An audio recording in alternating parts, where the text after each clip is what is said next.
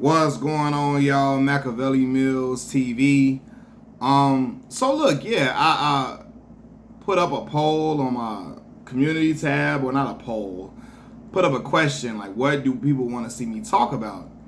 And I might butcher the whole topic, but one of my subscribers, I don't remember if it was a he or a she, wanted me to talk about the way that Tyler Perry depicts love in his films, the way he depicts relationships, etc. Now, if you've been watching my channel for a while, I salute Tyler Perry on his hustle, his drive, his ambition, the way he put a lot of black people into movies, and black people that probably been away from the screen, put them back into films. Black people who've never had a shot, he puts them onto the screen and continuously puts them in a lot of his projects and gives them work. And, you know, he pays a lot of people good money from what I hear. I hear Corey Hardwick, another Chicago brother, Corey Hardwick, who Megan Good, talk about how well he paid her and how a lot of people say they didn't get paid their worth until they ran into Tyler Perry. So I salute him on that. However, I do understand the criticisms of Tyler Perry when it comes to displaying black love. A lot of the times in Tyler Perry's movies, the black woman got to go through a ton of trauma. Like hell, an abusive relationship from the black man is just so vile and despicable. And then she runs off and then finds love after the fact. It can't just be a regular story with her finding love in the midst of it, right? You know, early in his film career, I remember people saying that the dark-skinned man was the bad guy in his film. Blair Underwood beating on the girl. Steve Harris, Wood Harris's brother, that played Charles in The Diary of a Mad Black Woman. I believe his name was Charles in there. He was despicable, vile, just outright narcissistic. He was just verbally abusive, was like borderline sociopathic. You know, and then the light-skinned man, Shamar Moore, saves her day. And then in, what's the other movie I just said? Medea's Family Reunion. Excuse me. Boris Kojo comes and saves the day, the lighter complexioned man, right? And then you see people say, well, you know, just the aspect of just trauma in the relationships. The movie that just came out with, I should have wrote the name of the movie down, with Megan Good and Corey Hardwick. And just from what I'm hearing, I didn't even watch it. Just, you know, there's a lot of trauma, a lot of just verbal abuse and despicable characters. What's old girl name? And then I gotta write these movies down, man. Damn, I didn't do my proper due diligence. My apologies, y'all. The movie A Fall from Grace, right? Just dudes being with the young lady, the woman that plays in The Haves and the Have-Nots, right? The woman who's the mother on there. She was in The Fall from Grace, and people was like, the dude was verbally abusive, might have been physically abusive as well. I didn't watch that film, but I heard about it. And a lot of black people, I hear what they're saying. Tyler, can you just make a movie with black love where there's no trauma, no violence, there's no like, what's the word? Dysfunctional. It's not a dysfunctional relationship. Can you tell a happy love story with black people? Because while black people go through, well, people in general, but his movies are about black people. While black people experience trauma, toxicity in relationships, while there are black women who go through domestic abuse, while there are black women who go through verbal abuse, black men who go through verbal abuse, domestic abuse as well, while there are black families who have a previous trauma with sexual abuse, etc., and just experience heinous things, there are positive love stories in the black community. I know a lot of happily married black folks that did not have to endure hell to get to where they were. They didn't have to deal with a partner who was just ultimately disrespectful and then they turned it around somewhere around. It's been like we have real life positive love stories that can be displayed and stories that can be told.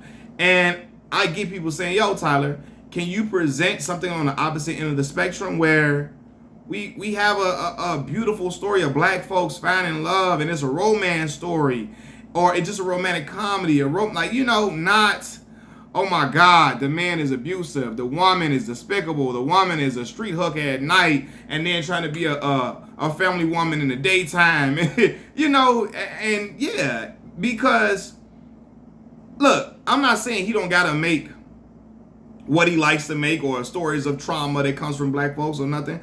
But people would like more of a balance. Can you give us some positive stories of love? Can you show us, even a brown sugar type? Right now, brown sugar wasn't the perfect situation. In the movie Tay Diggs, he married, I said it like a pastor situation. Tay Diggs ended up marrying somebody he didn't want to marry. I mean, he married her. He wanted to marry her, knowing he was in love with his best friend. And Sanaa Lathan's character was engaged to someone, knowing she was in love with her best friend, but they found each other. It wasn't filled with a lot of toxicity and it was some forms of it in that it was, but it was a love story, right? Can we see a love story with somebody not getting beat on and getting called all type of bitchs and hoes and all this and all of that? Can we see something like that? Because there are positive love stories to be told.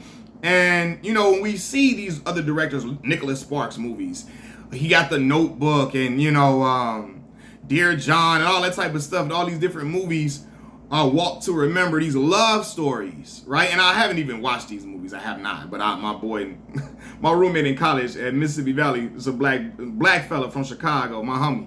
Melvin loved them movies, right? Tyler, you can make a version of The Notebook for black folks.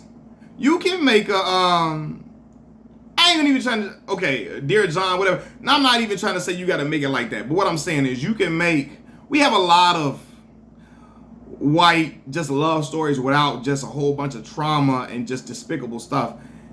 Tyler, can you make something where it's more just positivity, black love, and a couple growing together, having fun, and you know what I mean? You can still make it intriguing and interesting without, damn, next thing you know, he marries her and he get home on the first day of the honeymoon and beat her ass out of nowhere. Like, what the fuck? Like, you know what I mean? Like, we don't need, I think people would like and appreciate a story that doesn't have that type of twist. So they can say, yeah, man, let's do this. This is a great love story, man. This is a dope story. And that is the thing. I think people have accused Tyler Perry of depicting black men as horrific. You know what I mean? Who did For Color Girls? Was that a Tyler Perry film? It was a Lee Daniels and him. Like, when you look at that story, man, if that was him, oh my God, the black men in there were horrible, horrific. One is closeted. One, Khalil Cain was he assaulted that woman. One, Michael Ealy threw the kids out of the window. It was just a lot of just negative images of black men. Then you got some films where you got negative images of black women. So it's like, can we just have some films from you where it's positive black couples, but it's not like, it's a love story though. A love story, because every black person don't go through a whole bunch of trauma in their marriages and their relationships. Some black folks stuff don't work out. It don't be super heinous and despicable. You know what I mean? Then they move on to another partner and they find love. Some people get it right the first time. Their first serious relationship, they get married, they live happily ever after, have children, and they marriage and relationship blossoms into something great. But yeah, like, man, we don't always have it to be traumatic. Like, even one of the shows I really liked, he had, If Loving You Is Wrong.